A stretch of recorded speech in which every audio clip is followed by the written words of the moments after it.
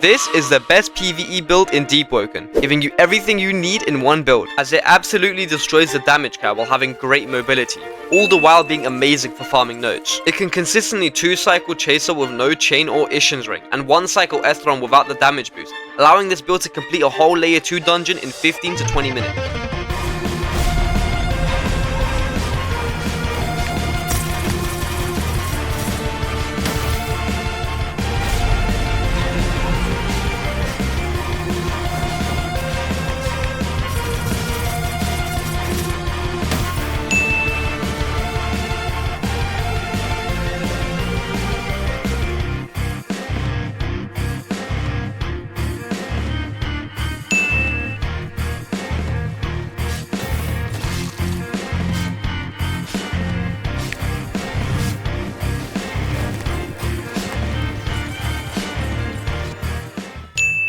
Before we get into the stats and mantras, if you want the full build link to this build, it will be down in the description below in my Discord server. So if you want that, go join up. So going into our stats, you can notice that this build is triple attunement. We pick Fire for Flame Within to get that nice 20% damage buff. Combined with Charge Return, it goes up to a 40% damage multiplier. We go Ice for our main mantra DPS and mobility. I use Ice Flock, Ice Cubes, Frozen Servants, and Warden Blades. And Ice Skates, which is an S-tier mobility mantra. And I picked up Pre-Shrine Iron Sling for Metal Armament and Metal Ball, both extremely good mantras. Pre-Shrine we go 50 Willpower for Underdog for that 10% damage buff, and after Shrine we get the 25 Charisma for Tough Love, which is another 10% damage buff, all around getting us to another 20% damage multiplier. And finally, after Shrine we pick up 5 Intelligence to get Nullifying Clarity, which is another 15% damage buff.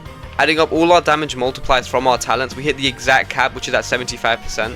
However, by using Astral, we're able to bypass this cap and exceed it by 20%, allowing us to hit 95% damage multiplier on our M1s. If you don't have Astral, you have two options. You can either go watch my video on the best ways to get Astral, link down below, or use Grim, as it also bypasses the damage cap. And finally, I use Taunt, which is a 20% debuff to the enemy, meaning it's separate from our damage multiplier, so we're able to stack it on top of the damage multipliers we have. After adding everything up, it comes to around 115% damage multiplier, which allows this build to absolutely blitz through every single boss in the game.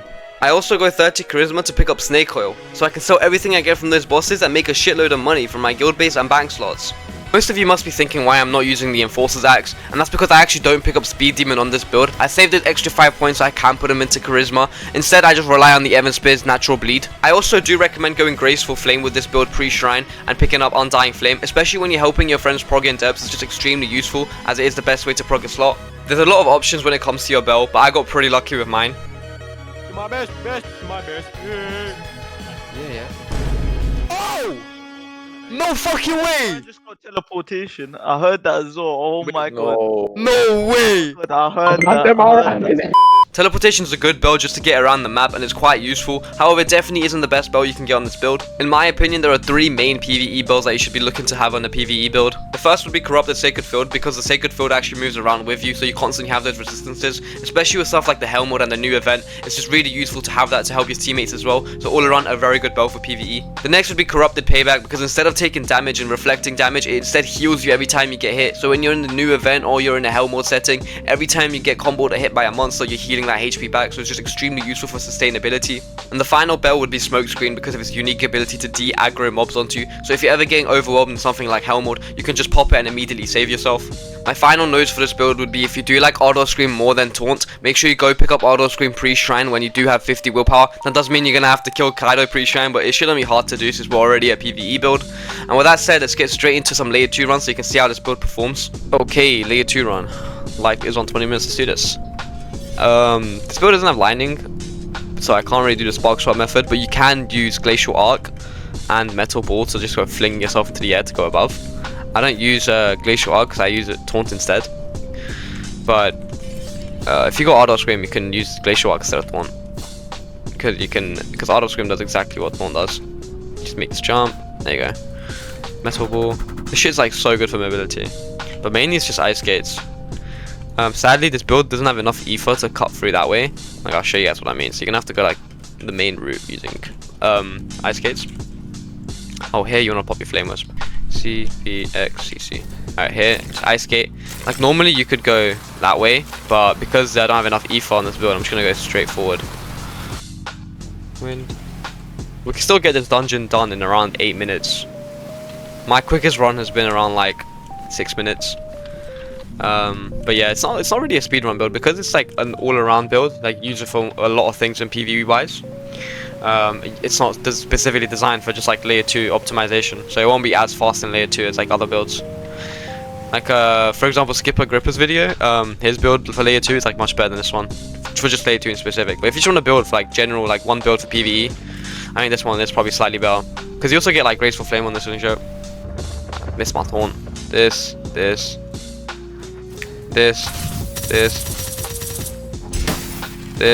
this. Armament. And he's dead. Ice Flock does so much damage. It's crazy. I even missed my taunt there. I still killed it quite quick.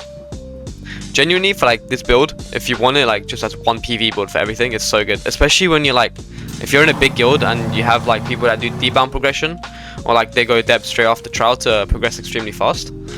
This build has Graceful and with unyielding flame, so undying flame, so it's really good in depths. And then from here, I just ice skates the cut this way. Right here, just cut directly here, go straight to the door.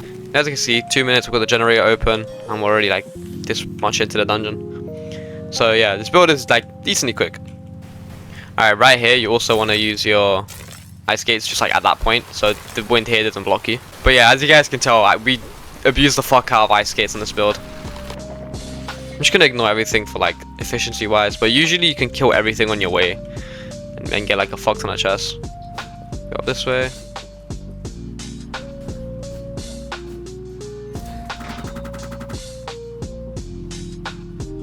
Alright, from this point on, after getting the key, you just wanna ice skate from here. Yeah, like ice skate is just insane for layer 2. Like this thing is like insane mobility. Just avoid these. Just hug like the left side wall, and then just come this way. Go up this way. Just climb here.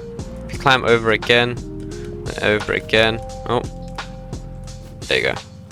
You just come down here, and this is like by far the quickest way to get straight to Chaser. Just go up this way. This one, they're gonna drop on your head, but you can make the jump beforehand. If you do have chain, you can get chain stacks from this, but I don't really wanna.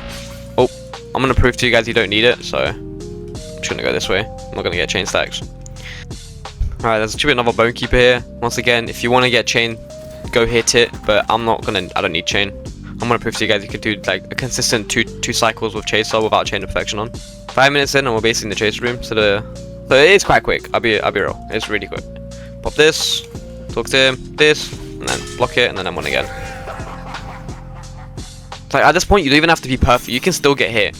Like you don't need to keep your chain stacks up, and you can still consistently 2-cycle it. I'll prove it. Look, watch. I'm gonna get able to hit it again. There you go. See, I don't have to chain stacks again. No chain. Pop this, M1 taunt into this, into this, into this. There you go. It should be. Yep. It's 1 cycle. Once again, you can still get hit here, and still have a consistent 2-cycle. I'll get hit one more time before I break that. Alright, no more chain. Break this. Pop this. This.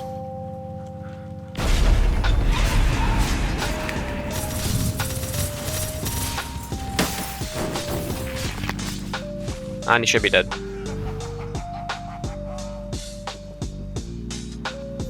Yep. In fact, he was on fire there. See, he just burns to death. You can even get like the grip as well. There you go, see? 6 minutes, 40 seconds run. Pretty fast. This build does layer 2 quite quickly, and it's just good all around. You can also do floor 2 similarly, like the second part of this. You can ice skate over most things. You can do the library skip with this build. So this build is just amazing for farming layer 2 and basically everything else in PvE. Even hell mode. I haven't done hell mode on this build yet, but I'm so certain it won't be too bad. Especially with viscosity, it'll be so much easier. But yeah, this build is great, and if you guys did enjoy the video, just hit the subscribe button. With that said, have a good one, everyone.